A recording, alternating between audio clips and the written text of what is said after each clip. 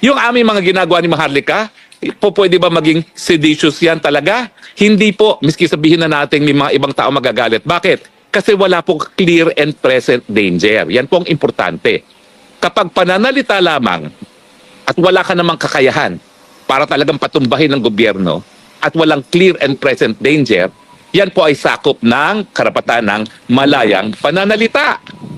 So makikita po talaga natin, talagang binigyan lang kami ng pagkakataon ni Director Santiago na mapakita, masiwalat sa buong bayan yung authenticity ng pulboronic video. Kaya nga po, nagpapasalamat kami. At taong bayan, ang pangako ninyo, ngayong naririto ng pagkakataon para mabasa ninyo ang authentication report, maghusga naman kayo. Huwag na kayong magpa-petiks-petiks. Pag sa tingin nyo talaga na naniniwala kayo sa report na authentic yan at wala sa tamang pag-iisip ang ating presidente, maghusga naman kayo, please. Dahil baka mamaya, wala ng 2028 ang Pilipinas kung mag-aantay pa tayo at papayagan natin ang mga tao wala sa tamang pag-iisip na mamuno. Hindi po krimen yan. Kasi taong bayan ang tunay na soberenya sa ating Republika ng Pilipinas.